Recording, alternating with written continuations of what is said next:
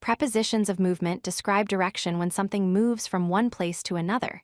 Today we focus on two important ones, to and from. To shows movement toward a destination. From shows movement away from an origin. These work with verbs like go, come, walk, and run. To means movement toward a specific destination or place where something arrives. From means movement away from the starting point or origin. Both always describe action and direction, never static position. Use them only with movement verbs. He goes to school every morning movement toward the destination. She comes from home in the evening movement away from origin. They travel to the park on weekends. We walked from the library after studying. Notice how to points forward from points backward.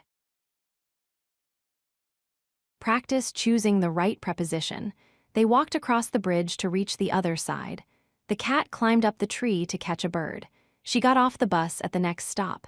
He cycled along the road until he reached the park. The boat sailed through the river. Here are other important prepositions of movement. Into means entering a space, onto means moving to a surface, across means side to side, over means above something, through means passing inside something, up means toward higher position, down means toward lower position. Walk to the store, clear destination. Drove to London, specific place. Go to work every day. Came from home this morning. Ran from danger quickly. Travel from Paris to Rome. Always pair movement verbs with these direction words. I go to the office every day, destination. She returns from vacation tomorrow, origin. They flew to New York last week. He comes from a small village. We drive to school together. To always shows where you're arriving. From shows where you started.